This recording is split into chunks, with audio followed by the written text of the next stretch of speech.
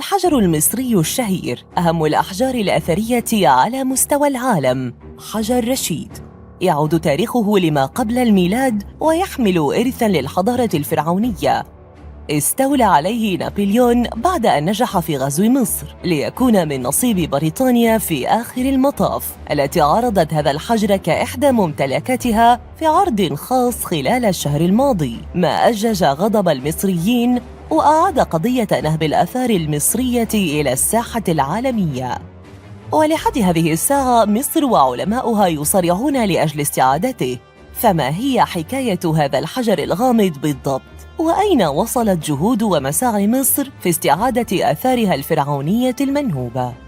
لكن وقبل أن نواصل لا تنسى أن تشترك بالقناة وتفعل الجرس ليصلك جديدنا اليومي. نابليون يستكشف مصر.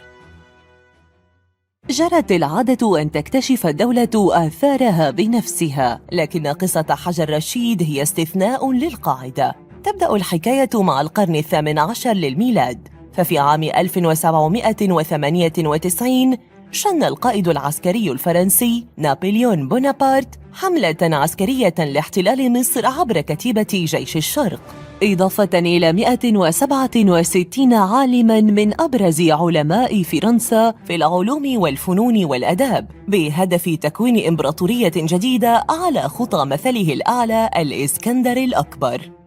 ثم خلال عام 1799 وخلال بعثة عسكرية بإحدى قلاع منطقة رشيد المصرية والتي ينسب لها اسم حجر رشيد، لاحظ أحد جنود نابليون حجراً ذا نقوش بلغات غريبة وسط جدران القلعة، جعله يتوقع أن للحجر أهمية أثرية وتاريخية ليعلم به من فوره القائد نابليون، الذي أمر بصنع نسخة مطابقة للحجر الأصلي لتتم دراسته على يد علمائه. وبالفعل لقي مخططه نجاحاً باهراً، فقد استطاع العالم الفرنسي شامبليون فك رموز الحجر. فبحسب نتائج بحثه فالحجر عبارة عن نقوش ب3 لغات، لكن بنص واحد كتب فيه رسالة شكر يعود تاريخها لعام 196 قبل الميلاد، موجهة من كهنة مدينة منف إلى الملك بطليموس الخامس، شاكرين فيها كرمه واحترامه للمعتقدات الدينية المصرية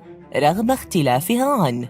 ونظراً لضعف معرفته للغة الفرعونية كتب الكهنة الرسالة ب3 لغات، لكن في النهاية لم تدم فرحة نابليون بهذا الاكتشاف العظيم لوقت طويل، إذ بعد احتدام الصراع بين فرنسا وبريطانيا تلقى نابليون هزيمة نكراء أرغمت فرنسا في عام 1801 على تسليم جميع الآثار المصرية المكتشفة للمملكة البريطانية.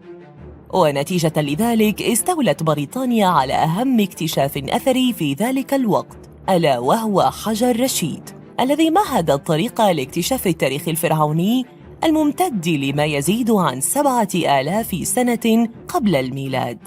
صراع الآثار.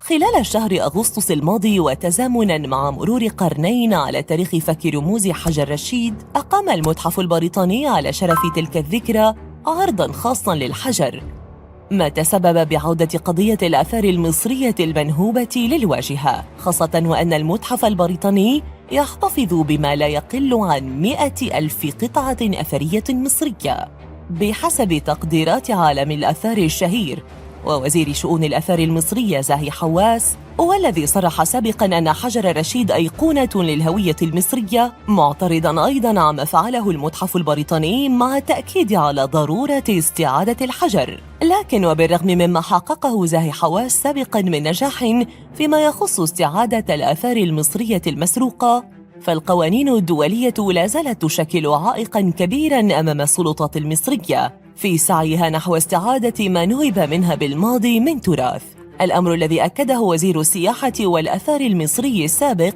الدكتور خالد العناني، إذ شدد على أن مصر حاولت مراراً وتكراراً استعادة حجر رشيد، إلا أن ما حال دون ذلك كان معاهدة اليونسكو لحماية التراث العالمي التي جعلت منها مهمة شبه مستحيلة. وفي ظل ما تشهده مصر من جدل حول تلك المسألة، فمن المقرر أن يسافر زاهي حواس إلى لندن خلال شهر أكتوبر القادم، بعد أن جمع توقيعات من علماء الآثار على وثيقة تطالب المتحف البريطاني بإعادة حجر رشيد إلى مصر.